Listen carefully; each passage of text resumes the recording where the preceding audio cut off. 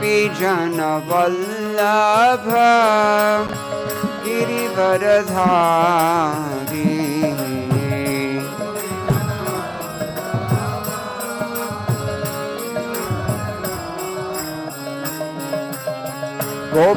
गोपीजनवल्लभ गिरिवरधारी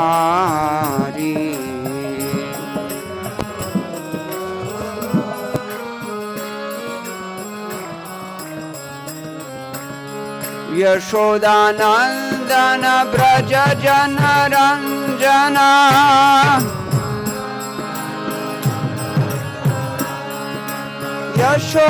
यशोदानंदन ब्रज जनरंजना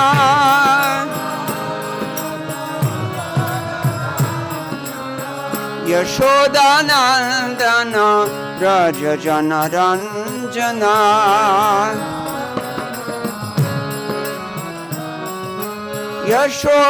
यशोदानंदन ब्रज जनरंजना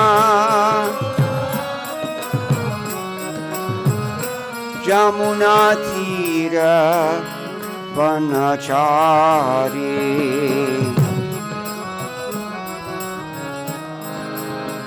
यमुना तीर वनचारी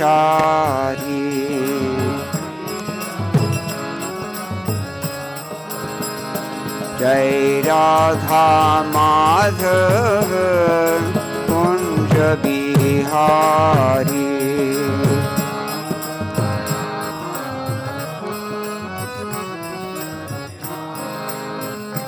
जय जय राधा माधव कुंज बिहारी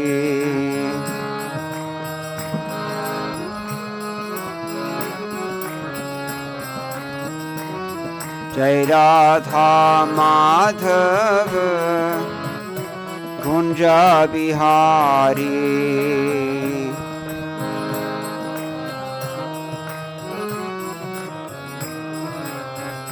जय जय Radha Madhav Kunj Bihari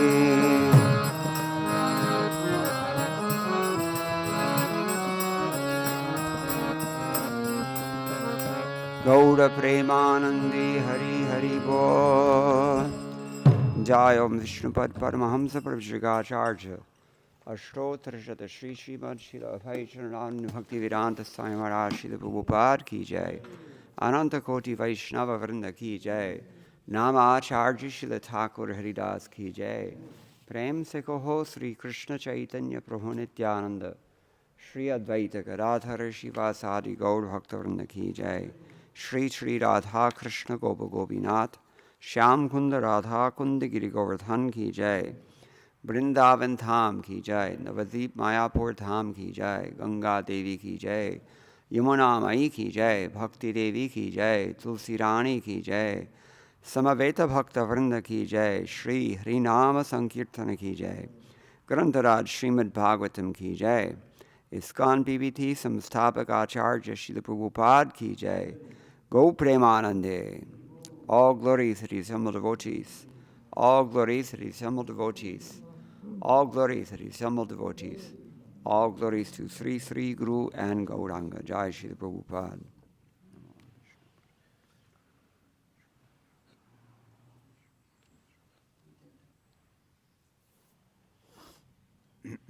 Hare Krishna. Yeah, okay. You want me to use this?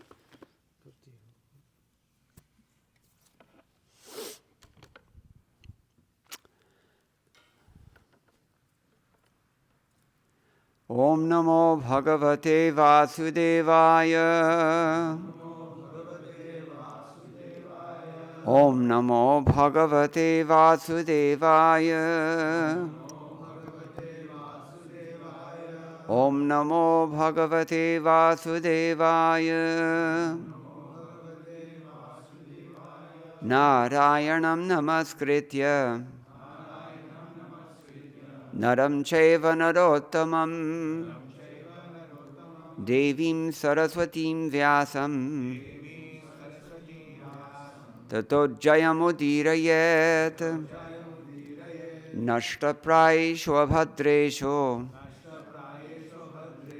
नित्यं भागवत सेवया भगवत्युत्तमश्लोके भक्तिर्भवति नैष्ठिकी कृष्णे स्वधामोपगते धर्मज्ञानादिभिः सह कलौ नष्टदृशामेष पुराणार्को धुनोदितः. This is Grantaraj Srīmad Bhāgavatam, Canto 3, Chapter 10. Today we're on text number 10. This chapter is entitled The Divisions of Creation.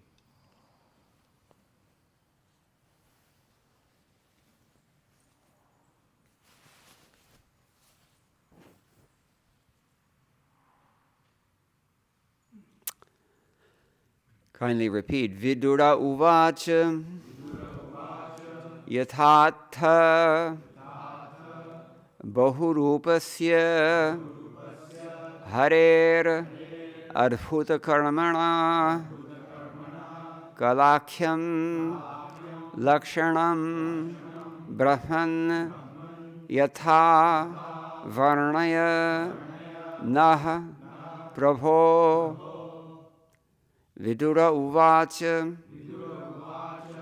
yathata bahurupasya hareradbhuta karmana kalakhyam lakshanam brahman yatha varnayanah prabho. Yathata bahurupasya hareradbhuta karmanah kalakhyam lakshanam brahman yatha varnayanah prabho.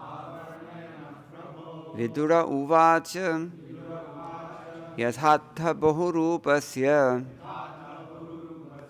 hareradbhuta karmanah kalakhyam lakshanam brahman yatha varnayanah prabho.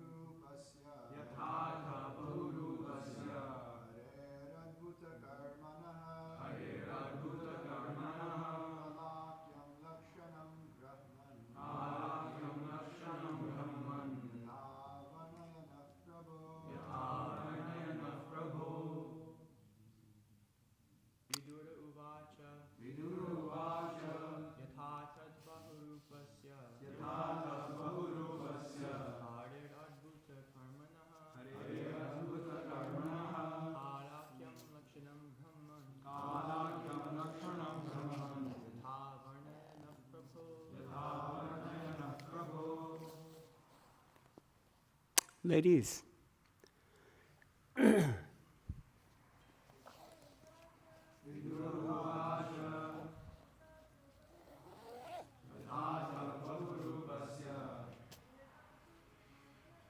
Harirad-bhuta karmana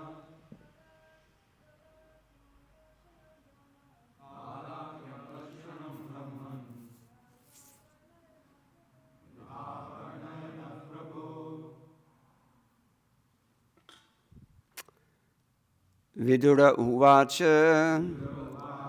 Vidura said, Yatha, as, Atha, you have said, Bahurupasya, having varieties of forms, Harehe, of the Lord, Adbhuta, wonderful, Karmanaha, of the actor, Kala, time, Akhyam, of the name, Lakshanam, symptoms, Brahman, O learned Brahmana, Yatha, as it is, Varnaya, please describe, Naha, unto us, Prabhu, O Lord.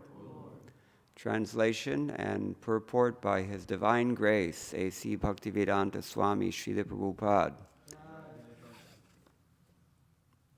Vidura inquired from Maitreya, O my Lord, O greatly learned sage, kindly describe eternal time, which is another form of the Supreme Lord, the wonderful actor. What are the symptoms of that eternal time? Please describe them to us in detail. Please repeat. Vidura inquired from Maitreya, O my Lord, O greatly learned sage, kindly describe eternal time, which is another form of the Supreme Lord, the wonderful actor. What are the symptoms of that eternal time? Please describe them to us in detail. Purport.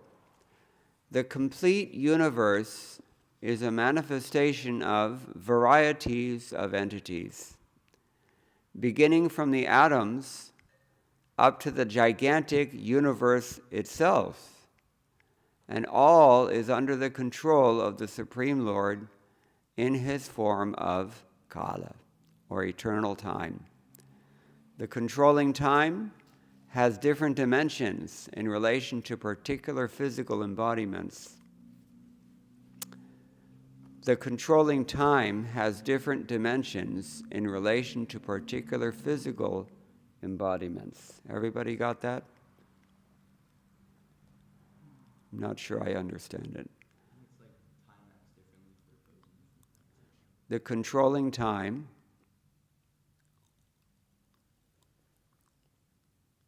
has different dimensions in relation to particular physical embodiments. Okay. There is a time for atomic dissolution and a time for universal dissolution. There is a time for the annihilation of the body of the human being, and there's a time for the annihilation of the universal body. Also in growth, development, and resultant actions,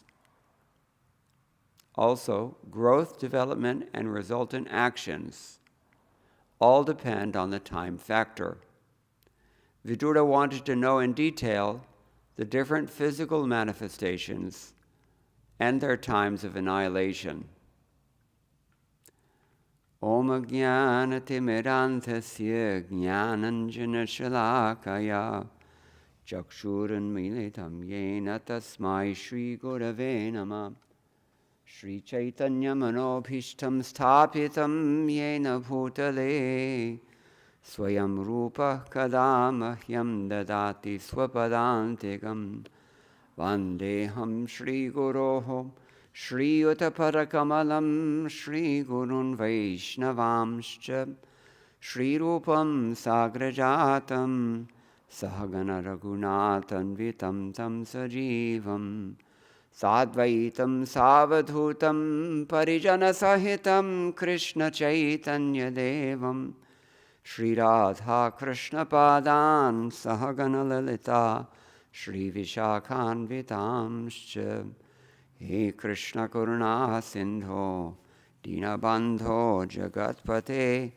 Gopesha Gopika Kanta Radha Kanta Namostute Tapta Kanchana Gaurangi Radhe Vrindavaneshwari Vrishabhano Sute Devi Pranamami Hare Priye Vansha Kalpatarubhyascha Kripa Sindhubhya Evacha Patitanam Pavanebhyo Vaishnavebhyo Namo Namaha Jaya Shri Krishna Chaitanya Prabhu Nityananda Shri Advaita Gadadhara Shri Vasadi Gaur Bhakta Vrinda Hare Krishna Krishna Krishna Hare Hare Hare Rama Rama Rama Hare Hare Madgavirapi Gopala Swikuryat Kripaya Yadi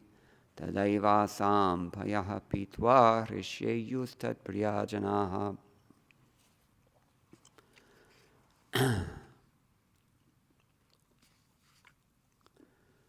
Vidura inquired from Maitreya, O my Lord, O greatly learned sage, kindly describe eternal time, which is another form of the Supreme Lord, the wonderful actor. What are the symptoms of that eternal time? Please describe them to us in detail.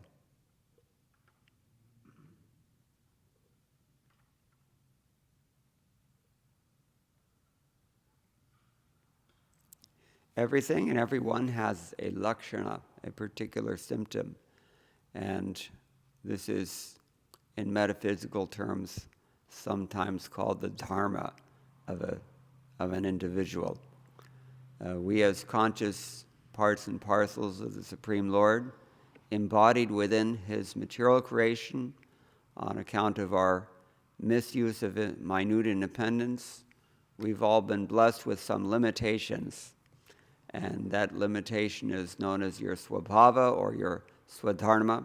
For every swabhava, for every mode of consciousness, you might say, every psychological mindset, there is a corresponding set of responsibilities that you have to perform. And of course, this is all done in accordance with our own karma, according to the actions that we perform. Actions are called bija. Why bija? Plant and seed is an eternal cycle going on. The plant is coming up from what? From a seed. The seed is coming from where? From a plant. So it's going on forever. And in the same way, we have heard that the karma of the living entity, the lifespans of the different modes of living entities, everything is in accordance with this law of karma. And that's why it says,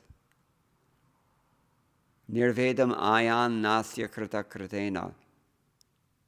A person who is wise looks at everything in life and considers that of all possible opportunities that I might pursue while I'm here, while I can, there's nothing here that I'm going to get that's not karma. There's nothing that I'm going to do that won't produce further karma. Everything is just karma. What's karma plus karma? What's karma minus karma? It's all karma. Or as Krishna says in Bhagavad Gita, that we can really approach or understand His nature when we see that there's nothing in this creation anywhere that other than these three modes of material nature. Because what is it that impels our karma? We're pushed by some mode. We're all envious. We all have some degree of desire to evade the Supreme Lord, or worse still, we desire to exploit the Lord's assets, or sometimes even the Lord Himself.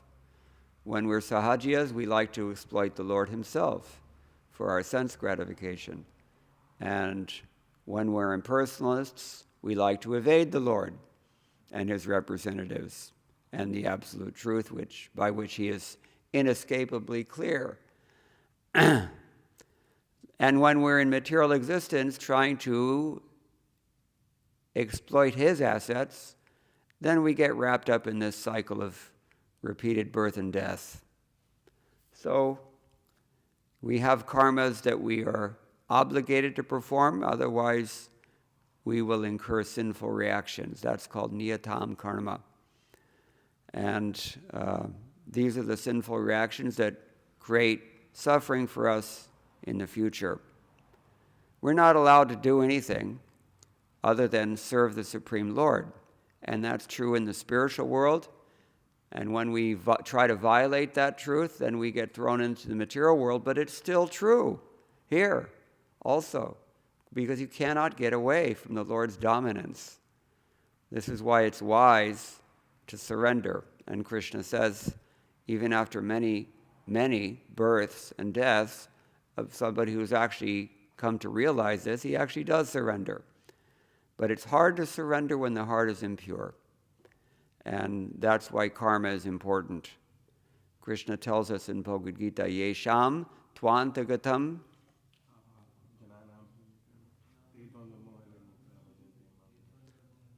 Yeah. Somebody who is freed from the sinful actions of the past, and someone whose mind is also relatively freed from the dualistic illusions that any karma impresses upon us, but especially sinful karma, that person can sustain a mature commitment to pure devotional service as taught by Srila Prabhupada. Krishna tells us very honestly in Bhagavad Gita that out of many millions of people, there's just a few who will take up devotional service or try. And of those who take it up, not so many are completely successful. It's ultimately successful, but it takes a long time. That's, we've already mentioned. Bahunam janmanam ante. So it pays to be pious, and I think that this is why Srila Prabhupada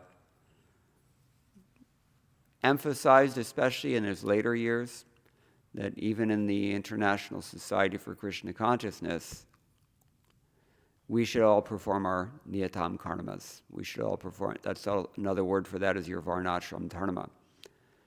Because then you remain pious. According to Manu Smriti, there are so many arguments about what is dharma and what is not dharma. But if there's any question, and there is always question, then the fail-safe mode of action is what? Who knows? Okay, good enough. Anything else? I'm thinking of a particular verse. We don't read Manu Samhita because we're transcendental to that. But Manu says that if you just do what your predecessors did or what your forefathers did. If you're pious, you can do what your forefathers did. If you're not pious, you do what your spiritual predecessors said. Either way. Then you'll not go down. You may not go all the way back to Godhead, but at least you'll be, it's a safety net, you can say. You'll not fall too far if you're strict about this thing. So a society that trains people to be strict like this is a society that facilitates Krishna consciousness. And any other society is actually militating against Krishna consciousness. People think that the Muslims are paranoid because they think that everybody's out to get them, just like the Jews, for that matter. Arch enemies, and they both have the same mindset.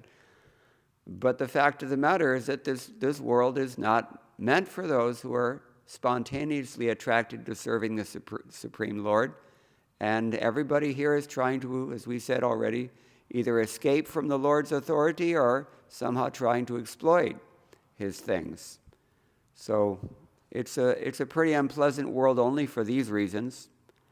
And if we're too overwhelmed by it, it makes spiritual life very difficult. So it's a good idea to be pious. Now, what does this have to do with the time factor? Everybody, there's a very pregnant sentence here in this purport. Srila Prabhupada says, there is a time for the annihilation of the body of the human being, and there is a time for the annihilation of the universal body. That's very similar to what he said just before that. He says, there is a time for atomic dissolution and a time for universal dissolution. And that is coming from the controlling time has different dimensions in relation to particular physical embodiments. It's a little bit abstract, that sentence, but that's how I understand it at least. The Supreme Lord is controlling everybody through the time factor. You can choose to do your dharma if you're intelligent. You can choose to escape that also, but you're still going to be forced to do whatever you do by the Lord's arrangement. Kyonki mayadhyakshena prakritihi suyate sacharacharam. Who knows the rest of the verse? Kaunteya. Everything is going on under the adhyaksha. Adhyaksha means supervision of the Supreme Lord. So, basically it comes down to this, as Prabhupada very often tells us. We can choose to serve Krishna voluntarily in love, or we can be forced to serve Maya involuntarily, out of force. But either way, the Lord is controlling us at all times. So the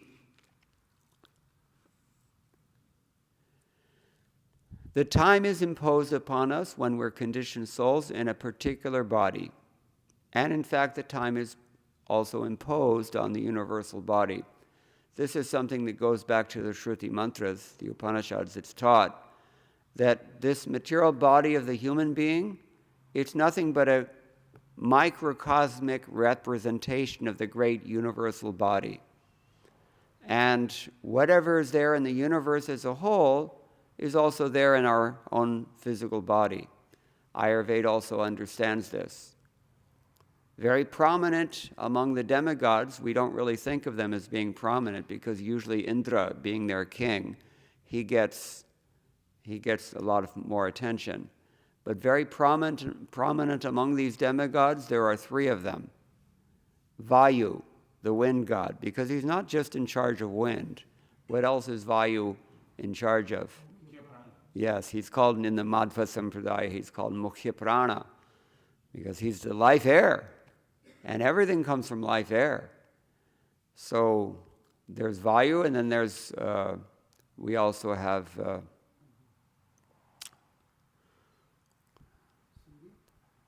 the sun, Surya. That is the aggressive, masculine, powerful energy, sometimes a little too intense. And then we have the Soma, the moon.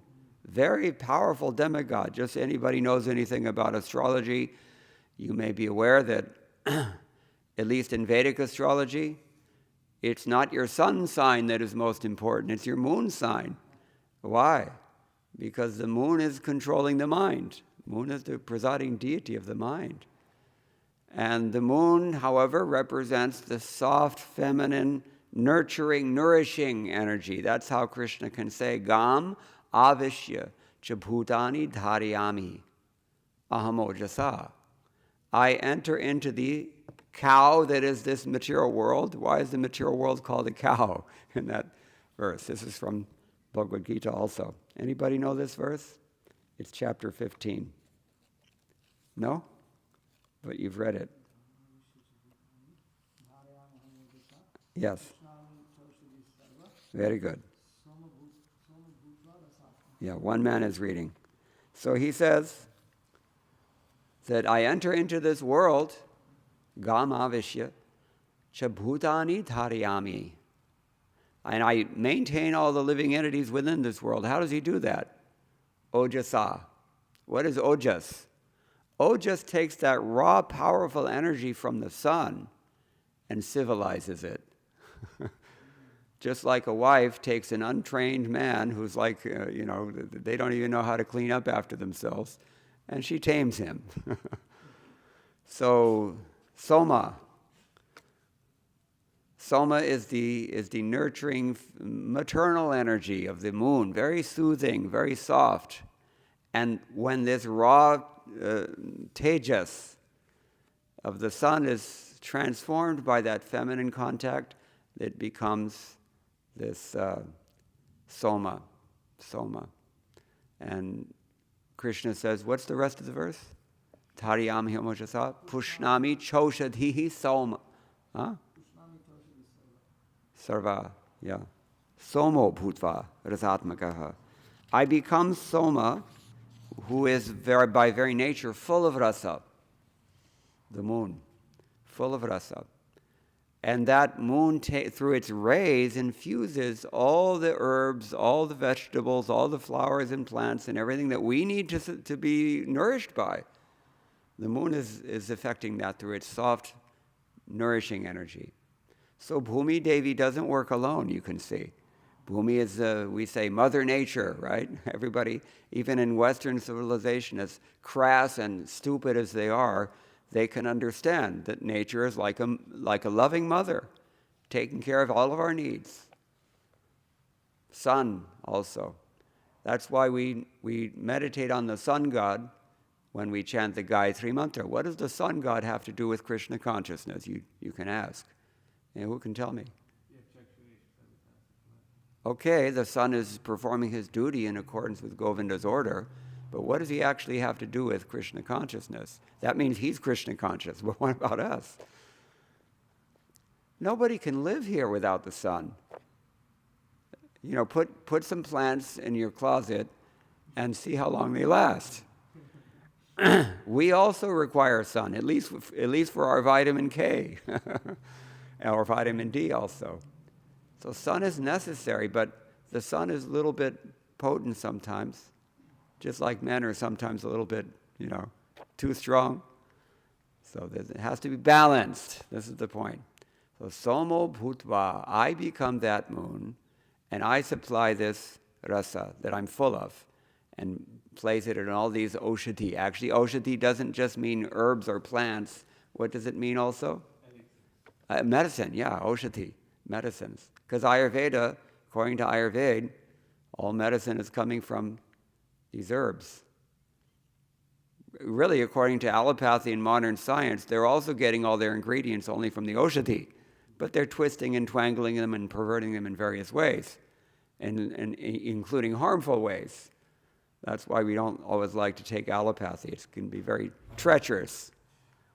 Just like the raw solar energy before it's been tamed by the lunar energy, soma, rasa. So, somo bhutva.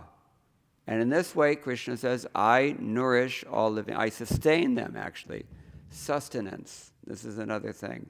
Tre, dhatu, means sustenance. It implies sustenance. So dhariyami, I hold them up. It means to bear or to sustain something. Dharma is also formed from this root. Dharma means that which holds you up. So this is why Manu can say that if you perform your dharma, you will not fall down. You will be held up. You'll be sustained. Dharmo rakshati rakshitaha. What's the second line? Do you know? I don't know. I forgot it. But on the contrary, if you do not protect dharma, if you destroy dharma, dharma is going to destroy you also.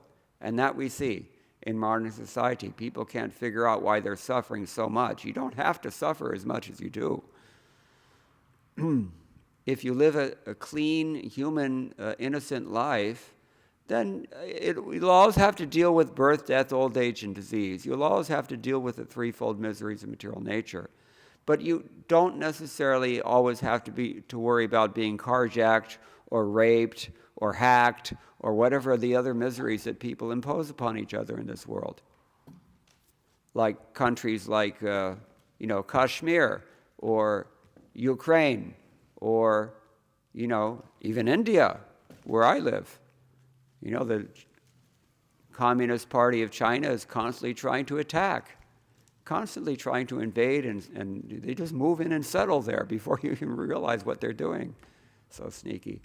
So anyway, therefore this is the idea that if we want freedom from the time factor, if we don't want to be pushed around by the time factor, we simply have to take shelter of Krishna because he's controlling that time factor. Mama adhyaksha,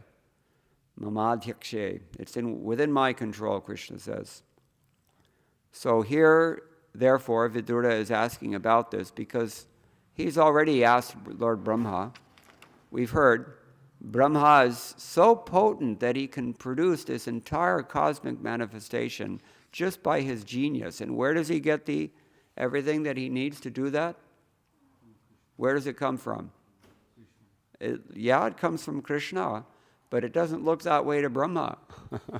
To Brahma, it seems like it all comes from within himself. That's austerity. Just like if somebody invites you to stay somewhere and there's no facility, you have to scrounge around and find everything you need. That's austerity. But this is what Brahma found himself to be in this circumstance. So he was sitting in this lotus flower and he said, okay, this thing has to be divided into 3 worlds, and then it has to be divided into 14 planetary systems, and then he's doing all these things. So he's, exactly how this all transpired, maybe it's in the commentaries, but I'm not seeing it so much. We heard yesterday that the conditioned souls in the material world reflect only a part of the qualities of the Supreme Lord, who is the reservoir of all qualities. And this is why they're sometimes called pratibimbas. Who calls them pratibimbas? Same person who knows Vayu is Mukhya Prana, Madhvacharya. Actually, their philosophy is a little different than ours because they say that we're not actually parts and parcels of the Supreme Lord. They say we're actually reflections of the Supreme Lord. That's the difference. They don't even want the identity of being a part and parcel. That much identity they cannot tolerate. Because he came for that purpose, no? Shankaracharya messed everything up. I mean, we shouldn't say that. Shankaracharya was deputed by the Supreme Lord to interpret the Vedas in such a way that they strongly enough resemble Buddhism that all the Buddhists will become attracted. So Shankara accomplished that very capably. He did that. But then, everybody's an impersonalist, and how are you going to advance like that? You know what Madhvacharya said? Lagbhag 700 and 900 years ago, whenever he was. He said, if this Kevaladvaita philosophy of Shankara is allowed to promulgate within human society, it will eventually destroy all morality in the world. Have you noticed that the morality has been virtually destroyed in the world? Yeah. You see it every day, those of you who are going out and distributing books. I was in one festival in Houston, Texas, and we were trying to communicate Krishna consciousness to people who went to an art walk, they call it. The artists. And all different kinds of people, and some of them are like female impersonators, and some of them are just like semi-naked, and some of them are crazed on drugs, and some of them are just all kinds. Anyway, you see these people, purple hair set, and so one guy comes up. We're passing out books and giving out laddus, or cookie prasadam, I think it was. So he comes up.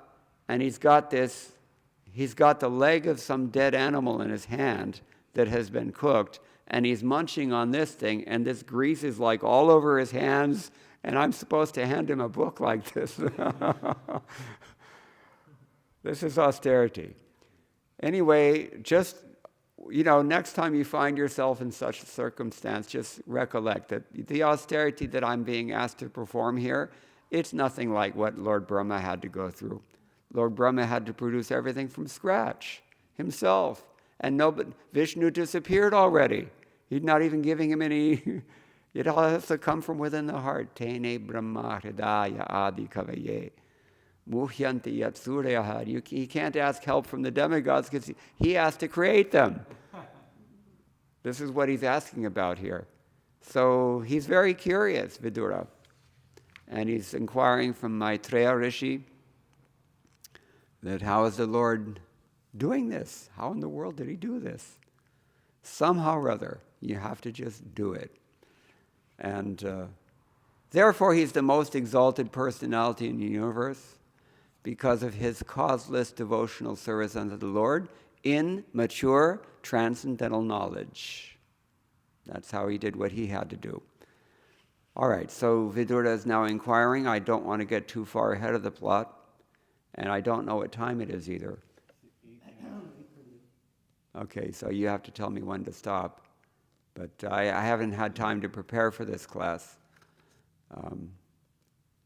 Every night for the last week or so, we've been staying up until at least midnight, and then getting up early in the morning and doing puja, and then busy. And, plus people want to make you overeat when you stay in their houses. It's a really, really potent mix. Makes life very difficult. So if I look like I'm functioning at about 60% capacity, it's because I am. But, I wasn't able to prepare for this class. But we'll hear that, there's a few things that we can speak about. Harer adbhuta karmanaha. The Lord's activities are in general wonderful. What is the essence of rasa? We spoke about rasa with regards to the moon and how the Lord sustains all of us through the lunar energy via these herbs and vegetables and plants, etc. So what is the essence of rasa according to Kavi Karnapur? I don't expect you to know this because he wrote this in his Alankar Kaustubha, which is a literary work that he wrote, and as far as I know, it's not been translated either. But he says the essence of rasa is, just take a guess. Good guess. The essence of rasa is wonder, fascination. Yeah, just like, wow, that is rasa. If you experience some rasa, it becomes so fascinating.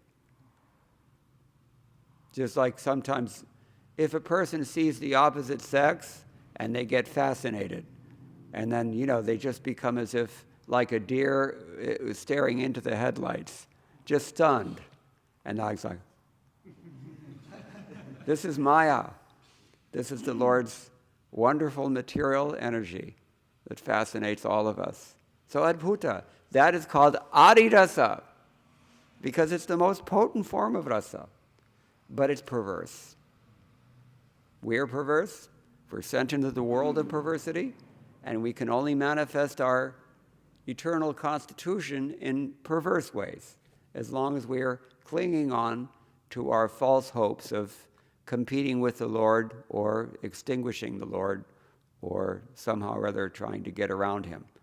So, adbhuta karmana, but the real wonder is in the Lord's activities. The real rasa is in the way that he acts, the way that he reciprocates with his devotees. We're looking for love in all the wrong places. The right place to find love is in the two lotus feet of Lord Krishna.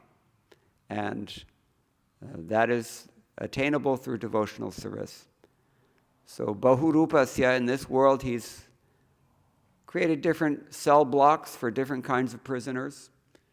You may be inhabiting a class A prison cell. That's Lord Brahma. He's in the topmost prison cell. Like they call it club fed, right? These white-collar criminals, they go to these correctional institutions that are like, there's no fences and, you can come and go as you please, but you're being monitored. Actually, we're all being monitored pretty much nowadays, isn't it? We've all got our cell phones, and, people are pretty much somewhat aware of it, but they don't seem to care very much. It's an odd thing, but anyway, so Brahma has the best prison cell in this world, and then you've got, we heard yesterday about the different planetary systems, the Maharloka, Tapaloka, Satyaloka, Brahmaloka, etc. So these are like, pretty high prison cells. And then you've got Swarga, where you enjoy like Indras and the Gandharvas and all these. Finally, we come to human beings. We're like mediocre prison. And then, animals. And even worse than these poor animals. They don't have any intelligence.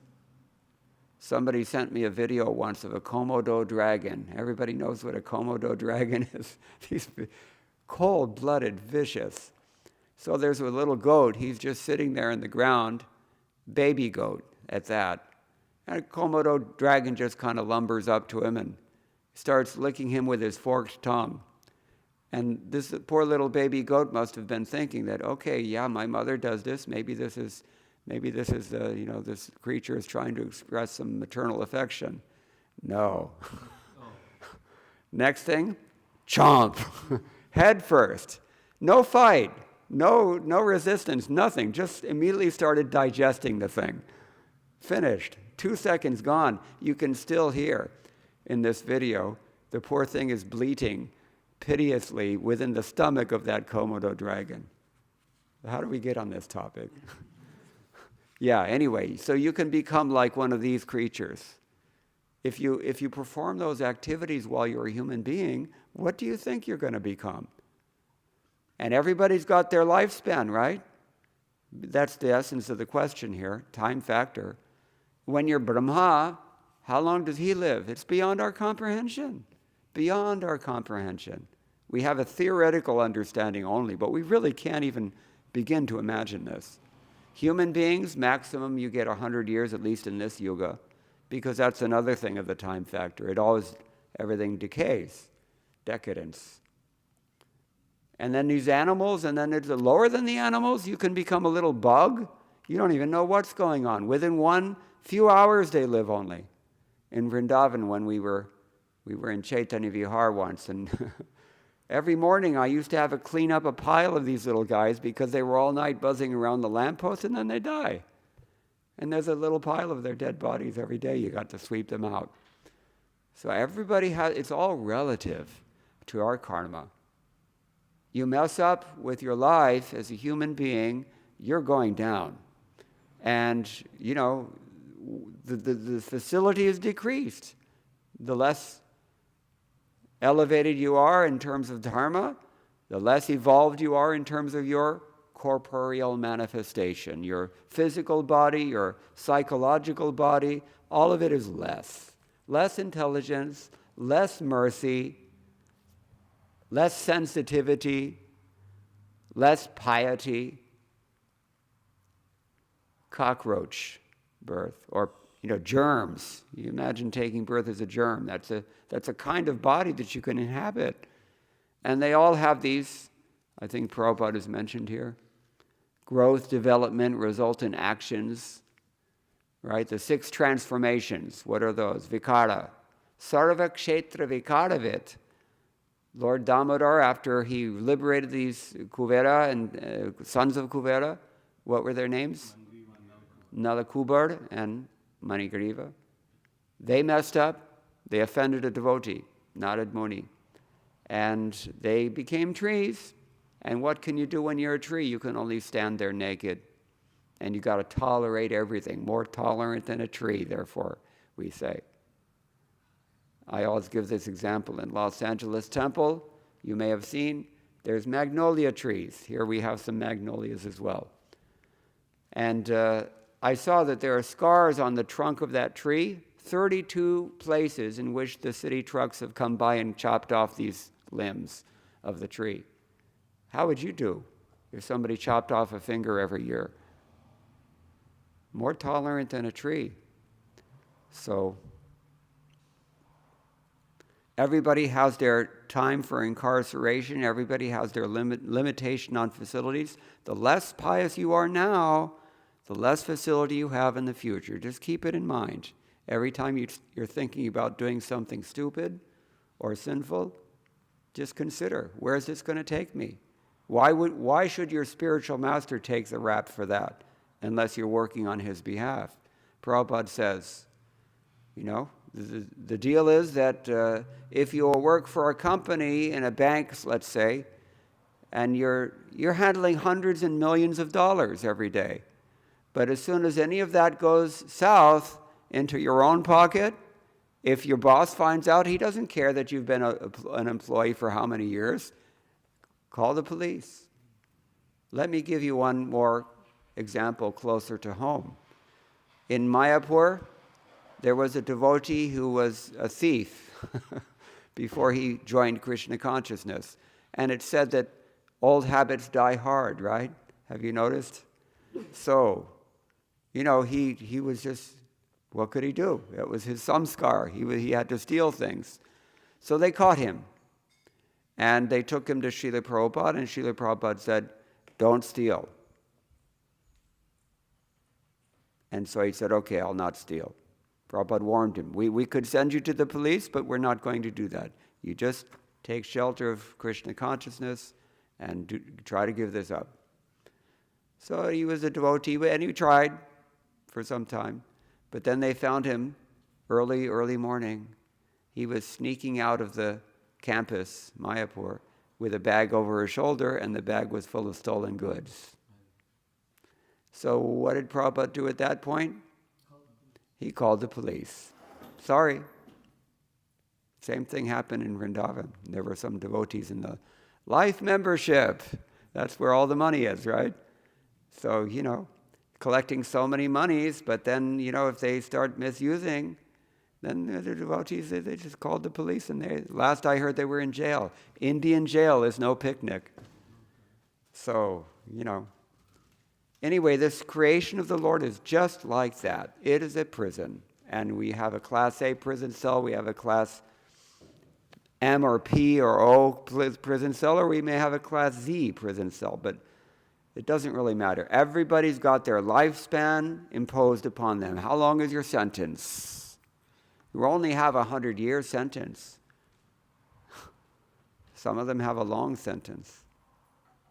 Or some of them are sentenced in other ways. You only live for a few hours, but you got no brain. All you can do is think about eating. And you don't even care what you eat. You can eat the person next to you, like the Komodo dragons. All right, so anyway, these are just a few thoughts that come to the top of my head. Anybody have any questions or any comments about this? Yes, Vishnu Chitta Prabhu.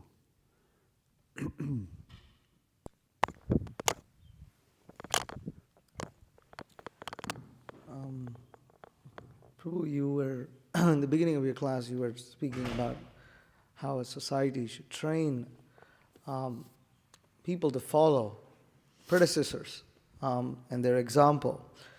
I was speaking with a devotee who mentioned to me that his Guru Maharaj gave a lecture where his Guru Maharaj said that disciples who have a beard aren't his disciples. The what?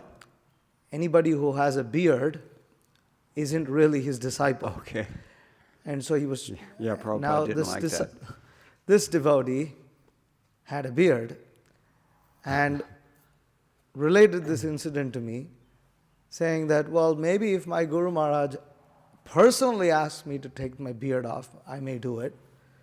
But he saw me the next day and I have a beard and he didn't say anything. And so this is where I am in my spiritual life.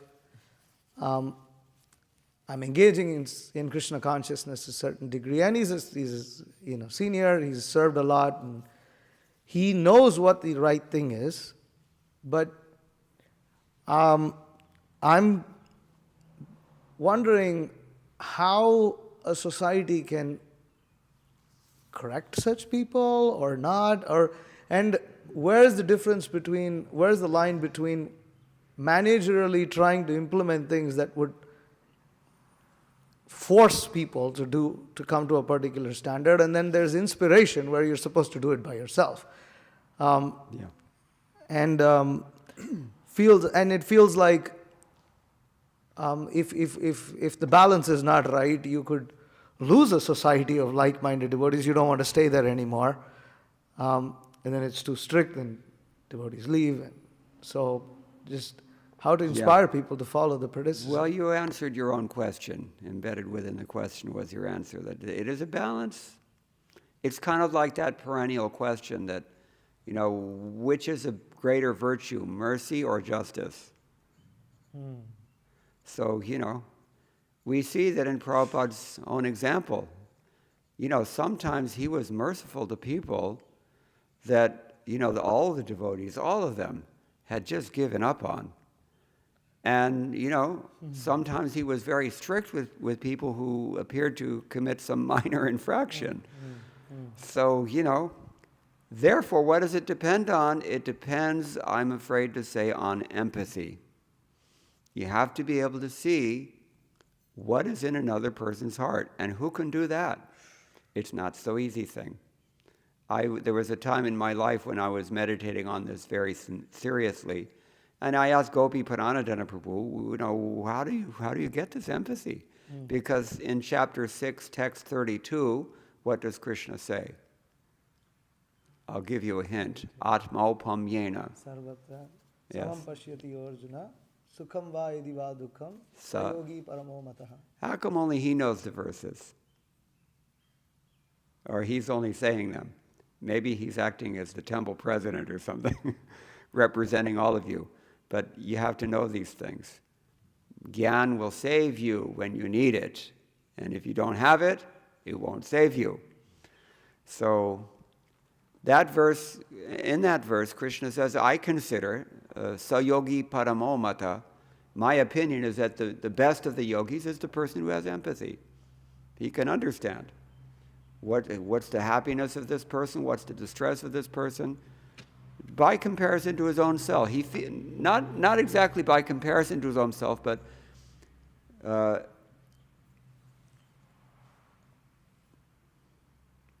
he has the compassion based on personal experience. I don't like to suffer. Why should this person suffer? And, this comes naturally along with all the other godly qualities to a pure devotee. But that's why it's really not such a cheap thing to become a leader in Krishna consciousness. It's really not so easy thing. Just like Brahmaji, no facility whatsoever. He's sitting in a dark, empty place, void, except for there's a lotus that he's sitting on. That's all he has. Somehow or other, he creates this whole material world out of that by his austerity and devotional service. That's why he's so great. He also happens to be the head of our sampradaya. We went to Pushkar a few years ago. Were you there? With Bhakti Vikas Swami, had a nice program there. We went to go and see our Adi Guru, Lord Brahma. He doesn't have very many temples in India. Anyway, so yeah, empathy is a very important thing, but that's a gift from above, Gopi said.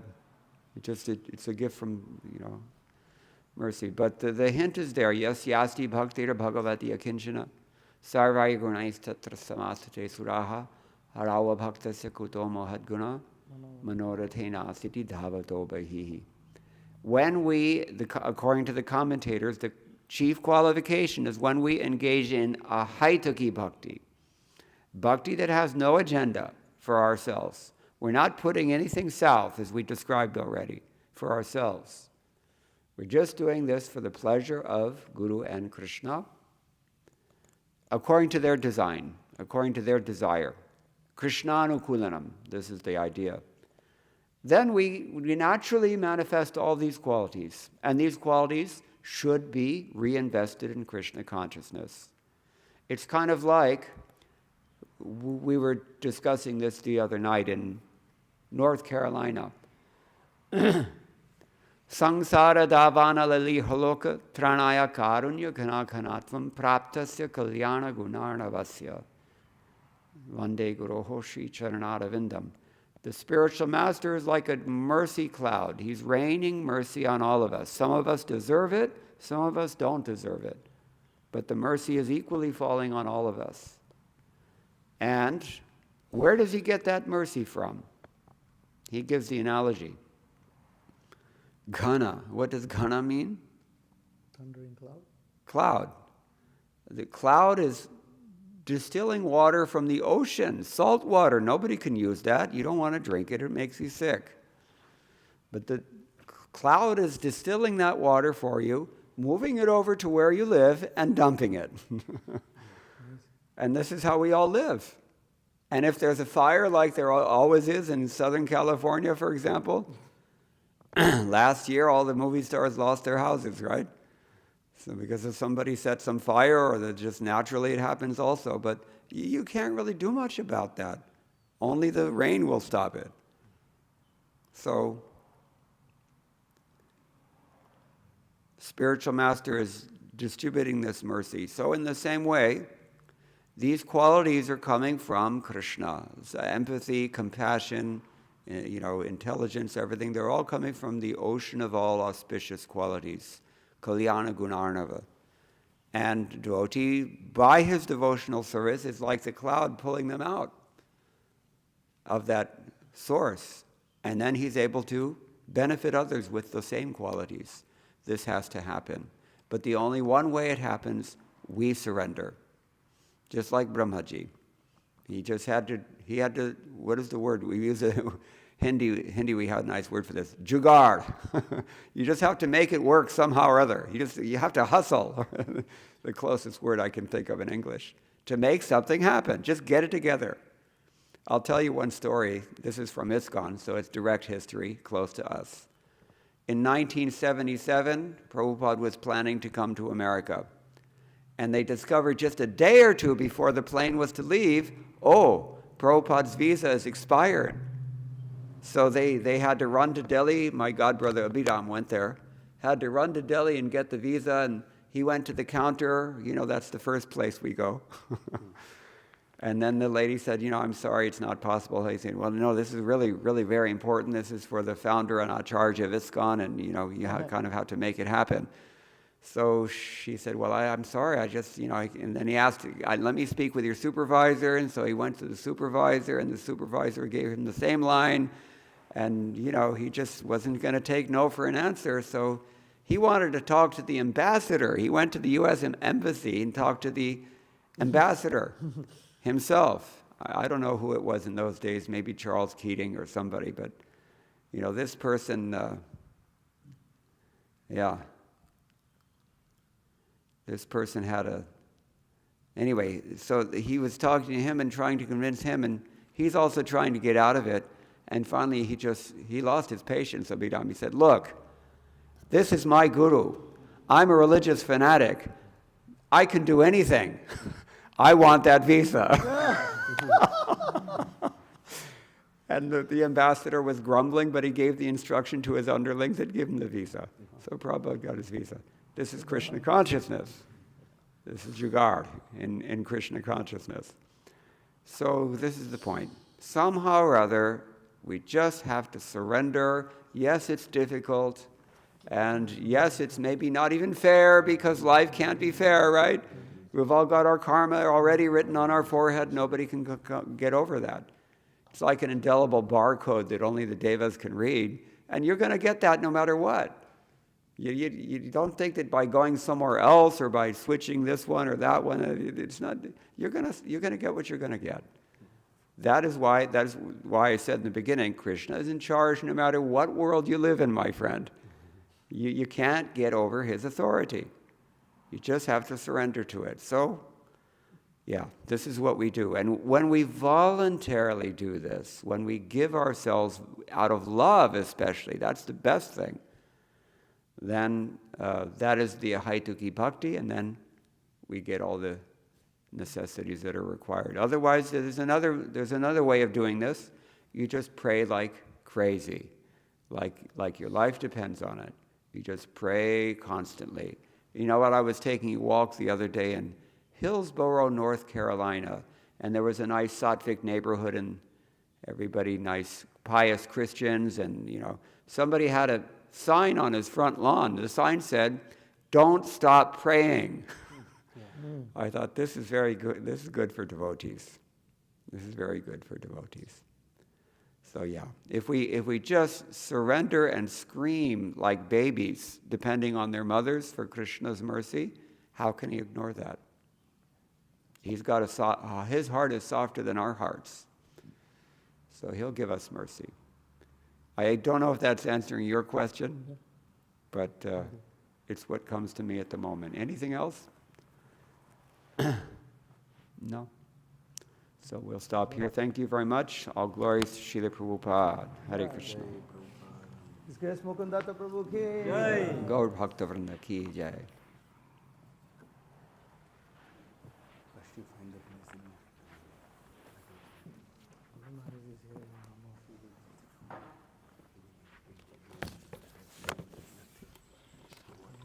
country now to stay there.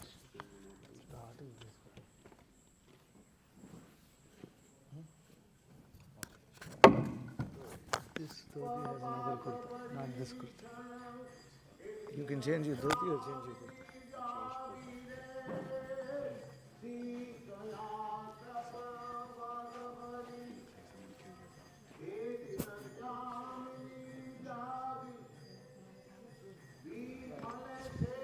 Oh, you gotta be like a little bit.